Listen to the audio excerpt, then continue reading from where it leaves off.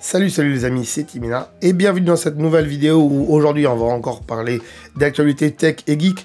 Mais aujourd'hui on va se concentrer sur deux petites news plutôt basées réseaux sociaux. Bref, vous allez voir, on va voir ça tout de suite après le générique, c'est parti.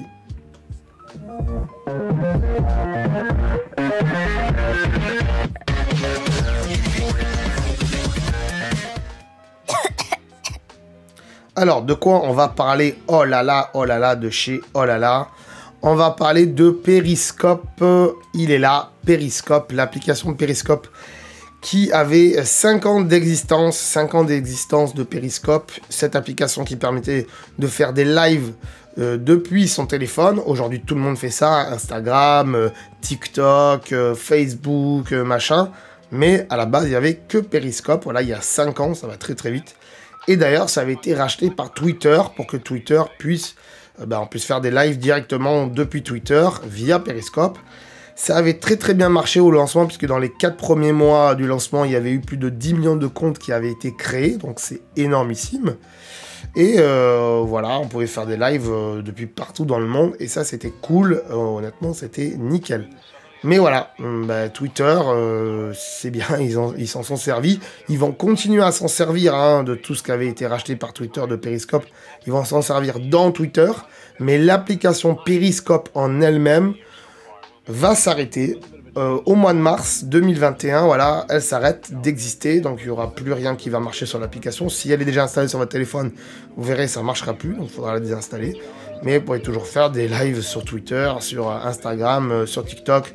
Donc s'il arrête, c'est sûrement que la concurrence est passée par là, on est bien d'accord, surtout TikTok et Insta, et que plus personne fait des lives sur Periscope. Qui aujourd'hui sur YouTube ou dans d'autres réseaux sociaux vous dit suivez-moi sur Periscope, on va faire des lives. Personne. Tout le monde vous dit ou sur TikTok, ou sur Insta, ou sur YouTube, ou sur Twitch. Mais sur Periscope, plus personne. Voilà, donc ça s'arrête au mois de mars. Et c'était bien sympa en tout cas, parce qu'on pouvait rechercher des lives sur une carte. Ça c'était cool. Et je sais pas si la concurrence le fait, mais c'était plutôt cool en tout cas. Voilà, petite transition. Et deuxième petite news tout de suite. Alors, deuxième petite news, qu'est-ce que c'est ?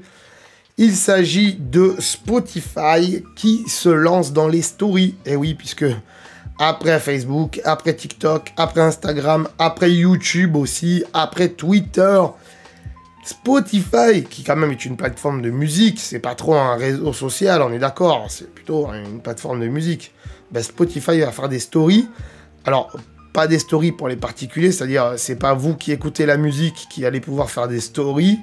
Non, c'est plutôt les stars, les chanteurs qui vont pouvoir faire des stories. Donc directement avec leur application. Alors, à mon avis, ils vont demander une authentification à Spotify, machin et tout, avec les maisons de disques et compagnie.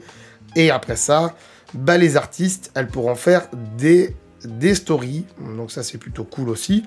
Elles peuvent déjà leur faire sur leur compte Instagram ou leur compte TikTok, on est bien d'accord avec ça. Mais directement dans Spotify, pourquoi pas?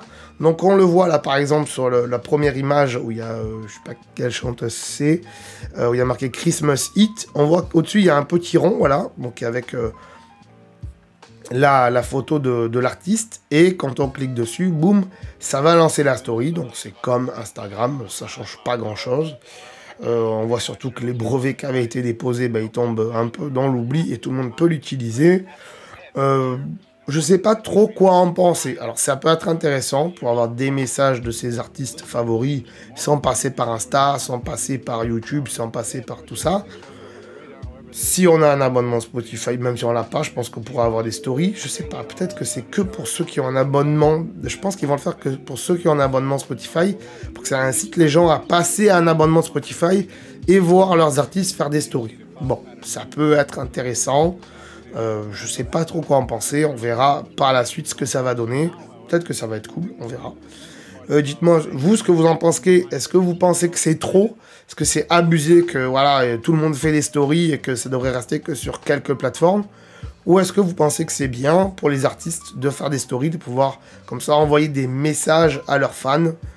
Voilà, marquez-le dans les commentaires. Moi, honnêtement, je sais pas trop quoi en penser. Il faudra voir ça. Voilà les amis, ce que je voulais vous dire pour aujourd'hui, pour ces news du jour. J'espère que vous auront plu. Si c'est le cas, comme d'habitude, n'hésitez pas, bien sûr, à vous abonner, à partager, à mettre un pouce. Hein, partager avec vos amis, avec votre famille, tous les gens qui aiment les trucs tech, les trucs geeks et tout ça. N'hésitez pas à vous abonner. En tout cas, ça c'est sûr, il faut s'abonner. Pourquoi ?